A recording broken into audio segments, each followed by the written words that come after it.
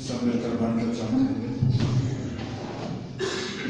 राम नाम का करो निबेड़ा,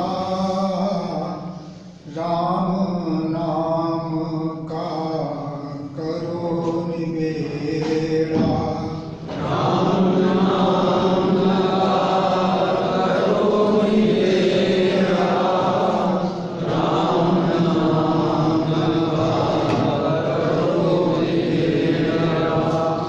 दुर्लभ पायो भवजल फेरा, दुर्लभ पायो भवजल फेरा, दुर्लभ पायो भवजल फेरा, दुर्लभ पायो भवजल फेरा।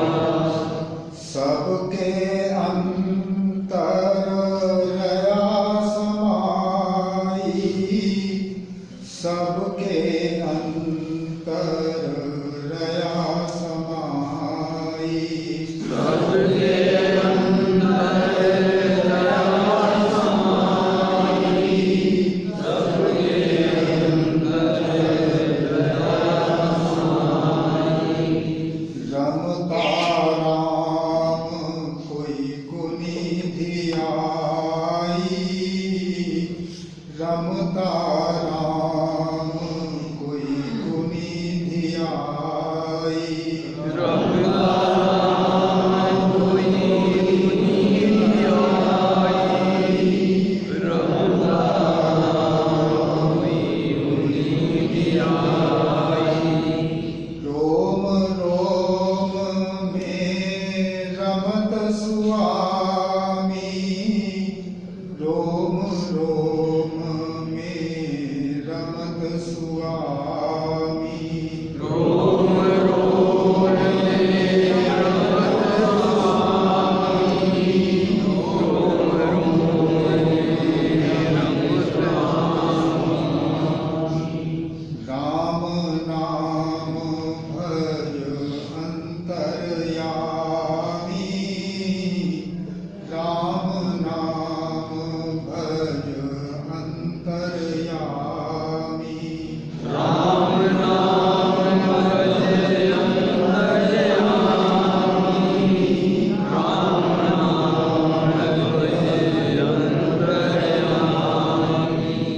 रोम रोम में शब्द गुंजारे, रोम रोम में शब्द गुंजारे, रोम रोम में शब्द गुंजारे, रोम रोम में शब्द गुंजारे। राम नाम तत कियो विचारे, राम नाम तत कियो विचारे, राम नाम तत कियो विचारे, राम नाम तत कियो विचारे।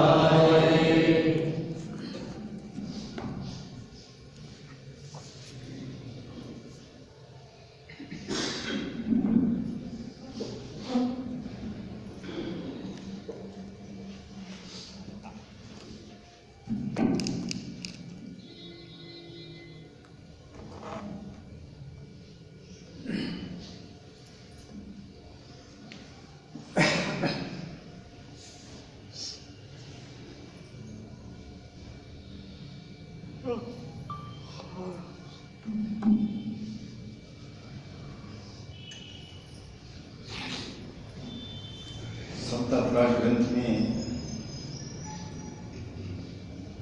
तीसरा अंग है समता स्थिति योग। उसका एक चैप्टर है सत्साधन। उसकी वाणी पर थोड़ा विचार किया जाएगा।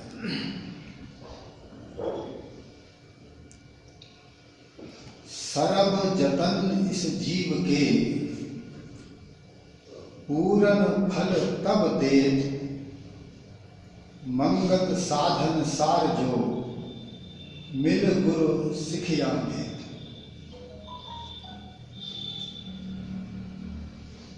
इस जीव के जो यत्न है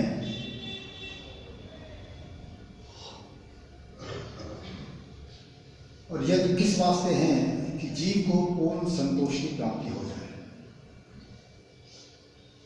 और जन्म मरण के बंधन से ये मुक्त हो जाए। क्योंकि यदि शरीर मिला तो शरीर बूढ़ा भी होगा, रोगी भी होगा, मरेगा भी, काम बनेंगे भी, बिगड़ेंगे भी, ये सारा चक्कर चलता है। करें सर्व जतन इस जीव के पूर्ण फल तब दे। और पूर्ण फल क्या है कि जीव को अमर जीवन मिल जाए जहां इसको मौत का सामना ना करना पड़े और पूर्ण संतोष की प्राप्ति हो जाए, अर्थात ये पूर्ण संतुष्ट हो जाए, ताकि इसके मन के अंदर फिर कोई आशा उदय ना हो।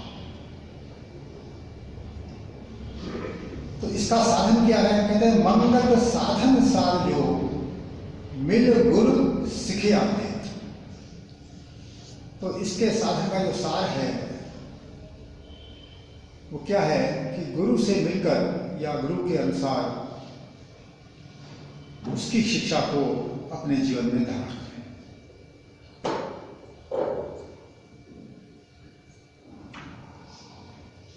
तो जो शिक्षा हम धारण करते हैं, एक तो वो शिक्षा जो सत्संग के रूप में हम श्रवण करते हैं, एक वो शिक्षा जिसका हम मन के अंदर मनन करते हैं, जिसको साधन कहते हैं, जिसको ध्यान कहते हैं, जिसको सिमरन कहते हैं। तो वो जो साधन है अंदर का, असली जो प्राप्ति है उस साधन के द्वारा ही होती है। बाकी जितने बाहर के साधन हैं ये इसी वास्ते हैं कि उस अंदर के साधन में हमको सफलता मिल जाए। तो अंदर के साधन के बारे में वाणी कह रही है, साधन से पारस पद पर से, साधन करे नहीं काल नर कर से। कि जो गुरु के बताए अनुसार प्रभु का स्मरण अपने जीवन में अपनाता है, जैसे कि हम लोग महामंत्र का स्मरण करते हैं, कहते हैं साधन से पारस पद पर से, उस पारस पद की प्राप्ति होती है जिस पारस के बारे में हम जानते हैं कि वो लोहा से छुआ दो तो सोना बन जाता है। तो हर जीवन में हम मौत का दर्शन करते हैं, लेकिन अमर जीवन हमको नहीं मिलता। तो ये जो साधन है ये पारस मणि है या पारस पत्थर है, जिसके संपर्क में आकर मुझको उस पद की प्राप्ति हो जाती है। कह रहे हैं कि साधन करे नहीं काल नर कर से, फिर मौत का सामना हमको नहीं करना पड़ता। वो अमर जीवन हमको इस देह के अंदर ही प्राप्त करता है। तो अब बताइए कि जो मेरा बाहरी जीवन है, जिसको इंद्रिय भोग का जीवन कहते हैं, मन की इच्छाओं की पूर्ति का जीवन कहते हैं, ये दुखदायी जीवन है। जैसा कि अभी भी हम सुन रहे थे कि सारे शास्त्र, सारे सत्पुरुष इसके बारे में बार बार हमको चेतावनी देते हैं, लेकिन बार बार फिर हम वही गलती करते हैं कि जिसका वो परहेज बताते हैं उसी की हम बदपरहेजी करते हैं। तो ये जो अंदर का साधन है, जिसने इसको अपनाया उसको फिर काल का दर्शन नहीं करना पड़ता, काल उसको नहीं ग्रासता। साधनहीन जो नर होई, तीन लोक में मिले न ढोई। और जिसके जीवन के अंदर ये सिमरन रूपी साधन नहीं है, ईश्वर भक्ति रूपी साधन नहीं है, तो कहते हैं कि तीन लोकों में, तीनों लोक, चारों स्वर्गलोक इसमें क्यों ना शामिल हो, उसको कहीं भी ठिकाना नहीं मिल सकता। हमेशा बेचैनी लेकर जिएगा ये, और बेचैनी लेकर ही संसार से जुदा होगा, फिर शरीर धारण करेगा, फिर बेचैनी का जीवन व्यतीत करेगा। कहीं भी उसको ऐसा ठिकाना नहीं मिलेगा जहां पूर्ण संतोष की प्राप्ति हो जाए। आगे कह रहे हैं, साधन से देह चेतन होई, आलस निद्रा सकलो तम होई। हमारे अंदर जो आलस से निद्रा और जितने भी विकार हैं, इसको तम अर्थात अंधकार कहा गया, जीवन का अंधेरा कहा गया। तो जितने भी विकार हैं ये सारे खो जाते हैं किसके द्वारा? साधन से देह चेतन। हम सब जानते हैं कि देह जड़ है, इसमें कोई वस्तु चेतन नहीं है। जो भी डॉक्टर जान सकता है इस देह के बारे में, वो सारा का सारा जड़ पदार्थ है, उसमें चेतन नाम की वस्तु नहीं है। लेकिन साधन ऐसी चीज है कि साधन से देह चेतन होती है, ये देह चेतन हो जाती है। अब ये बड़ा गहरा मसला है कि जड़ देह भी चेतन हो सकती है, ये कैसे संभव है? लेकिन वो साधन से कहते हैं कि साधन अपने आप में चेतन है। साधन किसका करते हैं? मंत्र का करते हैं, गुरु मंत्र का करते हैं। और महर्षि रमण क्या कह रहे हैं कि मंत्र, गुरु, ईश्वर एक चीज है। रामकृष्ण परमहंस भी यही कह रहे हैं कि मंत्र, गुरु, ईश्वर एक चीज है। ईश्वर चेतन है, गुरु भी चेतन सकता है, और उसके द्वारा प्राप्त मंत्र भी चेतन सकता है। तो जब मैं चेतन का संग करता हूं तो मेरी देह चेतन हो जाती है। ये कैसे होता है? कई बार इसका वर्णन हो चुका है, फिर भी इसको समझने के लिए पुनः उसका समझना बहुत जरूरी है। हम जानते हैं कि हमारे मन में बेचैनी रहती है संसार के भोग के प्रति, संसार के कामों के प्रति, और इस बेचैनी के कारण मेरी जो श्वास की गति है, इसका अंदर जाना और बाहर आना, इसको प्राणापान कहते हैं। तो ये विषम है, जितनी अंदर श्वास जाती है उतनी बाहर नहीं आती, इनकी गति विषम है। तो जब हम गुरु के बताए अनुसार साधन करते हैं और संसार में परहेज करते हैं इंद्रिय भोगों का, तब क्या होता है? धीरे धीरे आपकी ये श्वास की गति का अंदर जाना और बाहर आना ये सम हो जाता है, इसकी विषम स्थिति समाप्त हो जाती है। उस हालत में इस साधक को, इस जीव को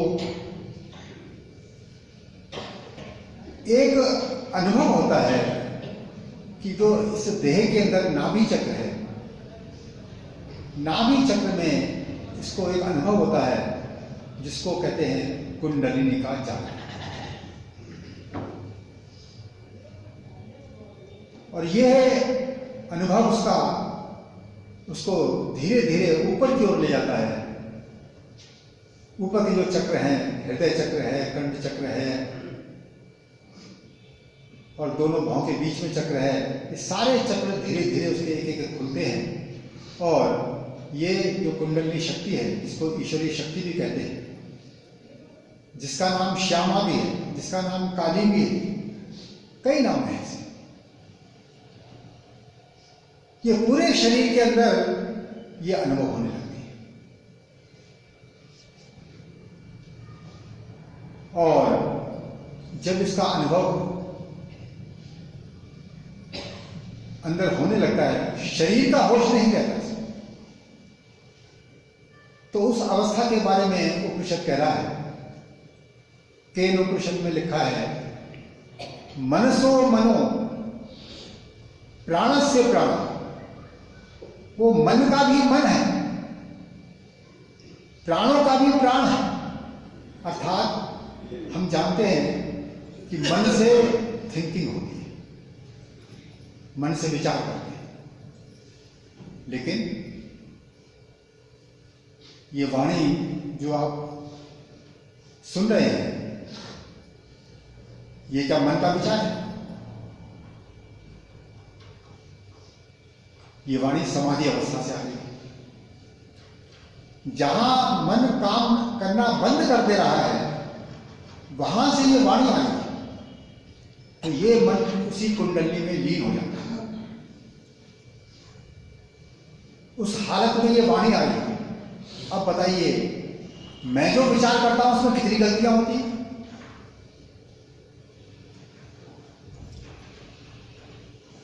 और उस ईश्वरीय सत्ता से जो ये विचार आ रहा है, ये आपको गाइड कर रहा है, सारे बंधनों से बचा रहा है। जन्म मृत्यु के बंधन सकते आपको बचा लेगा, इसकी बात नहीं माने आप। तो इसीलिए मनसो मन, वो मन का ही मन है।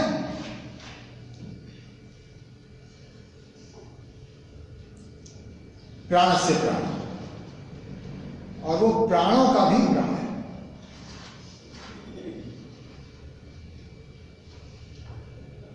विचार करने की बात यह है कि मैं आंख बंद करके बैठ भी जाऊं तो मुझको पता है प्राण आ रहा है, प्राण जा रहा है, श्वास आ रही है, श्वास जा रही है।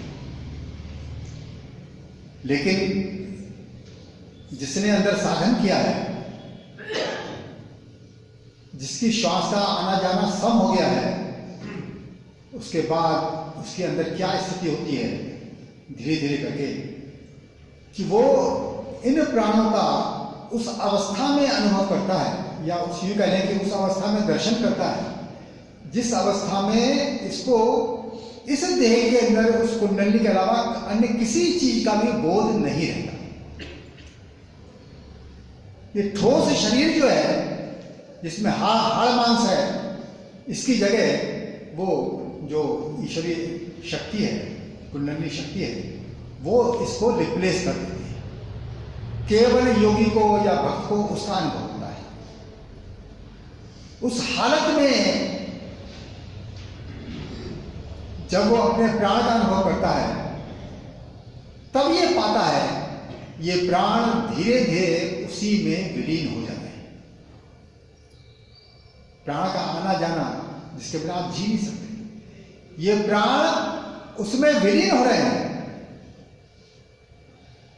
और फिर उसी में से ये उदय होते हैं।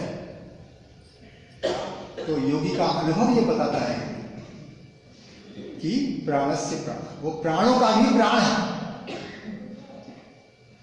अब बताइए, उसी योगी का, उसी भक्त का अनुभव यह भी होता है कि ये जो मन है, जिसमें थिंकिंग चल रही है, जिसमें विचार चल रहा है, जिसमें चिंतन चल रहा है, ये मन भी उसी कुंडली में विलीन हो रहा है।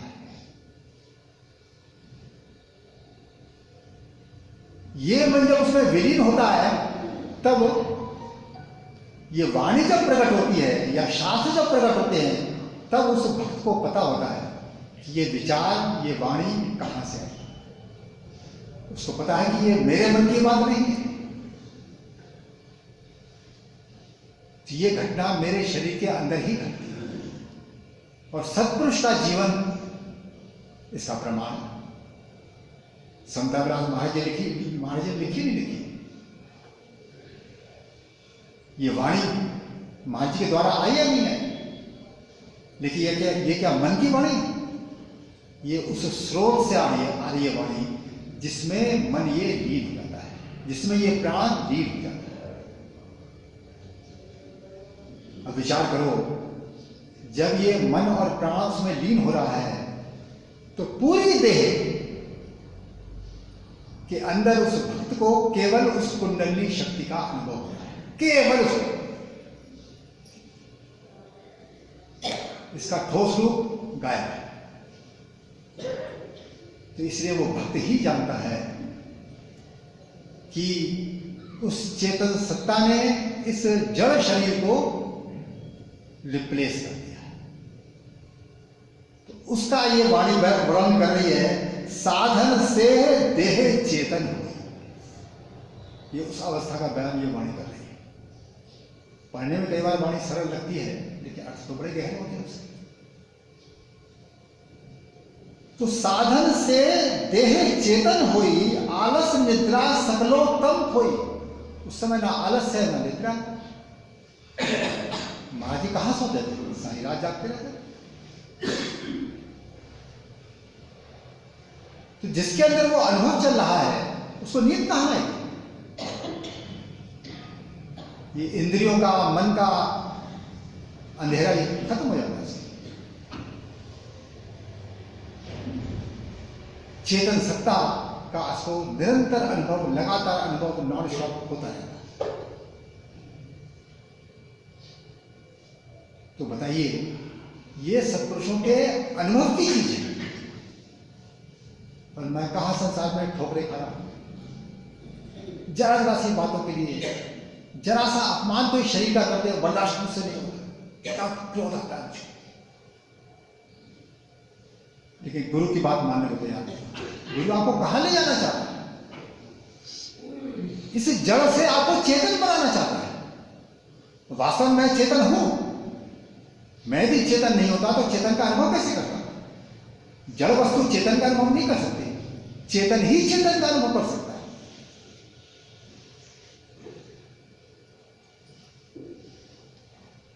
इसीलिए कहते हैं आगे, साधन से मनुआ घर आवे, सच ठाकर का दर्शन पावे। तो मनुआ कौन से घर में आ जाता है? यही वो चेतन घर है जिसको सत्पुरुष नाद कह रहे हैं, जिसको सत्पुरुष निरत कह रहे हैं या कुंडली कह रहे हैं। तो सारी देह के अंदर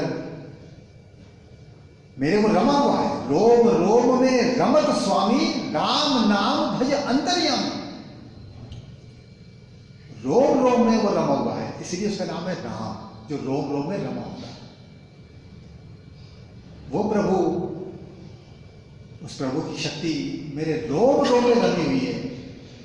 शरीर का एक बाल बराबर भी पार्ट ऐसा नहीं है जहां वो शक्ति ना हो। और गुरु की बात मानकर जब मैं साधन करता हूं तो उसका मैं खुद अनुभव करता हूं। ये सारी वाणी उस अनुभव का बयान कर रही है, लेकिन मेरी कुछ समझ में नहीं आता। तो इसीलिए साधन से मनुआ घर आवे। तो मन का घर कौन सा है? ये कुंडली ही मन का घर है। मन यहां आ जाता है। इसकी चंचल वृत्ति जो संसार की तरफ, इंद्रियों की तरफ भागती है, वो बंद हो जाती है। और जब मनुआ घर में आ जाता है तब सच ठाकर का दर्शन पाते। तो उससे सच्चे ठाकुर का, जिसमें परिवर्तन नहीं है, जो नष्ट नहीं होता, सच्चा है, वो सत्य है, वही है केवल। बाकी सब झूठ है, क्योंकि हर चीज बदल जाती है, हर चीज नष्ट हो जाती है। वो ना बदलता है ना नष्ट होता है। तो उस सच्चे ठाकुर का ये जीव अंदर ही दर्शन पा लेता है। कहते हैं, काल भय से जीव छुटाई, सत साधन जो हृदय आई। तो जब ये हृदय में ये साधन बस जाता है, अर्थात मन जब इस साधन में लीन हो जाता है, कहते हैं उस हालत में यदि जीव की देह की मृत्यु हो जाए तो काल भय से जीव छुटाए। तो जीव उस समय देह के बंधन में नहीं होता। देह रहे या ना रहे, इससे कोई अंतर नहीं पड़ता। इसलिए महर्षि लोग कह रहे हैं, जब उनसे पूछा गया, महर्षि एक चीज बताइए, सत्पुरुष को अपनी देह कैसे प्रतीत होती है? तो उन्होंने कहा, सत्पुरुष को अपनी देह उसी प्रकार लगती है जैसे कि कोई मनुष्य जा रहा हो, कंधे पे उसके तौलिया रखा हो, कहीं रास्ते में गिर पड़ा, उसको पता ही नहीं कहां गिर पड़ा। तो जीव देह से इस प्रकार अलग हो जाता है, देह के बंधन में नहीं होता। उसके लिए देह निरर्थक चीज है। तो इसीलिए काल भय से जीव छुड़ाई। तो जीव काल के भय से तभी छूट सकता है जब अंदर, जिसको उपनिषद प्राण से प्राण कह रहा है, मनसो मनो कह रहा है, जिस सत्ता में से मन का उदय होता है, जिस सत्ता में से प्राण का उदय होता है, वो सत्ता में जब ये जीव स्थित होता है तब ये फिर काल के भय से मुक्त जाता है। और ये काम मैंने जीते जी करना होता है। इस जन्म में यदि अधूरा रह भी गया तो ये जो संस्कार आप बनाओगे ईश्वर भजन के, संसार से वैराग्य के, ईश्वर प्रेम के, ये संस्कार आपको बचपन से ही रेडीमेड मिलेंगे। फिर अगले जन्म में आगे प्रगति करोगे। और संसार के जो भोग के संस्कार हैं, इसके प्रति आपने इस जन्म में वैराग्य पैदा किया है। सत्पुरुषों के वचन पढ़कर, सत्पुरुषों की वाणी पढ़कर, सत्पुरुषों का ज्ञान सीखकर, ये आपने इनके नाशवान भोगों का जो दुख है वो आपने जाना है, उस पर मनन किया है। इसलिए आपके अंदर संस्कार ईश्वर भक्ति के बनते हैं, भोगों के, वैराग्य के बनते हैं। ये रेडीमेड आपको बचपन से मिलते हैं। तो इसीलिए जो अगला जन्म होता है तो आप ईश्वर के लिए जीते हो, संसार के भोगों के लिए नहीं जीते हो।